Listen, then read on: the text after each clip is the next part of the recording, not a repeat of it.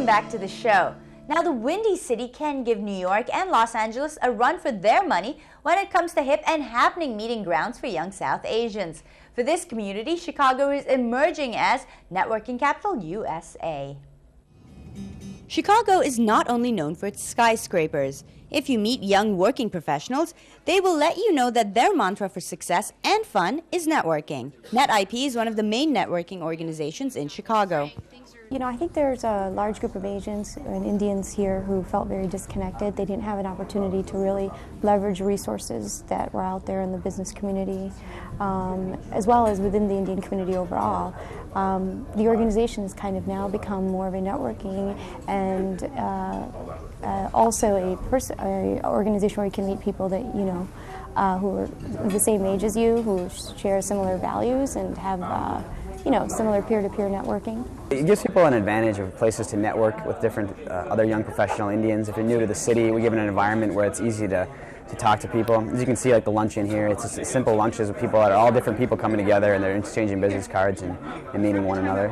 NetIP, or Network for Indian Professionals, started in Chicago in 1990. And today it has over 20 active chapters around the country.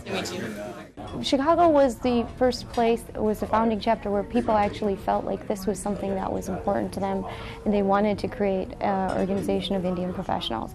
I think that Chicago is very unique. It's a very unique city, and a lot of the people that are here probably felt the need that that was something that was very important and that it could serve overall, not just a local area like Chicago, but nationally it was something that was needed. From lunches to mixers, these young professionals get together to exchange business cards, make new contacts, and also new friends. You make connections. If you ever want to get a new job, you know people in the field, so that helps out. But then it also helps when I moved to Chicago. It helped me find a place to live. So it helps with your job and also just having a good broader range of social friends. The networking organization in Chicago today has around 130 members and 3,000 members across the United States.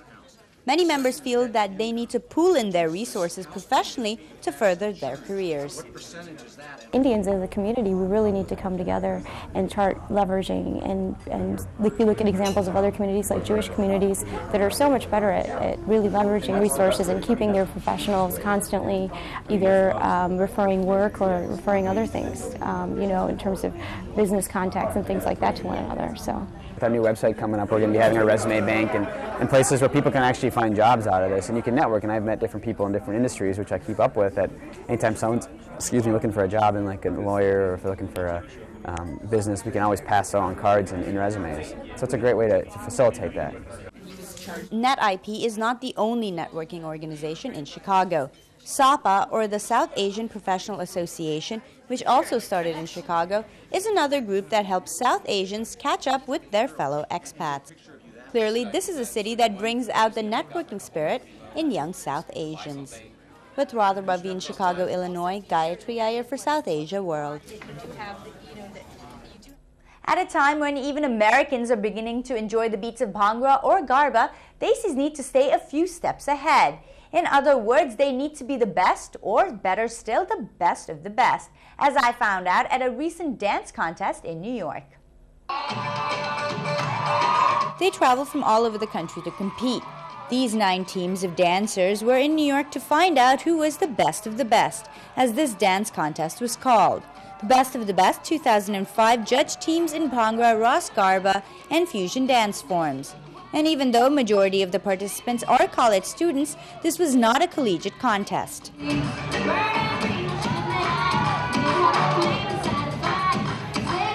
isn't just intercollegiate. For instance, Boston Bhangra is one of the competitors, and they're the best of Bhangra. They're the best of Boston Bhangra. Sorry, I shouldn't say that. But so they're not only students, but our competition doesn't limit it just to being intercollegiate. So a professional team could come here. Boston Bhangra is made up of young professionals who came together for their love of dance, and there's no denying that they're all born performers. Is your friends out there? Yeah, that would be our team in the background. Putting on a show for you guys. This was the only team not made up of students. And while you'd expect to find Indian Americans enthusiastic about dances, there was one face that stood out. But he said he was an Indian at heart. So my next door neighbor, my freshman year, was like an amazing choreographer. They used to practice in our lounge for the culture shows around campus. I walked by one day, thought it was very interesting, so I asked him if anybody could do it. He said, yeah, sure, come on down and sign up. And so I did, and I've been doing it for 5 years. While the color of your skin or your ethnicity is not important when it comes to the best of the best, enthusiasm and showmanship is. This dance-off took place an hour before the contest started. Most of these people had never danced with each other before, but you'd have never been able to tell.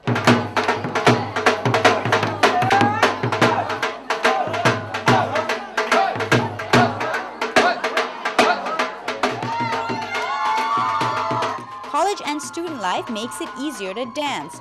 For one, a lot of campuses have teams such as these. But what happens after graduation? How will these future lawyers, doctors, and investment bankers find time from the real world to indulge their passion? We're going to make time. We're going to have obviously we won't be on the dance troupe anymore, but we are going to come back and support these girls like throughout. We have girls who graduated, about 9 girls who were on this dance troupe. They actually formed it when they were freshmen, and they graduated, and 4 of them are going to be out here like supporting us. So we'll be taking on their role, and they'll be there with us. So in some shape or form, they'll be part of the team. This will be our last competition. And we'd love to come back and help out with this competition next year. We're probably going to help plan it, The organizers are a group of young professionals who used to compete when they were in college. This is the first time this contest was held, but they hope with the support of sponsors, they can make it a yearly event.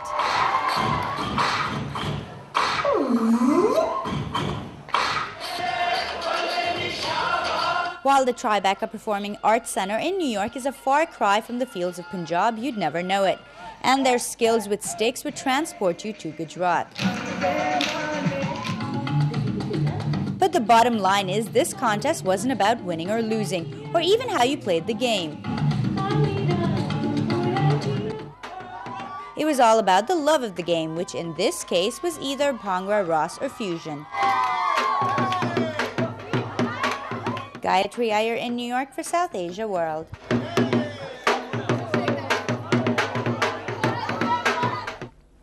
Here's what you can look out for on the Diaspora in the days to come.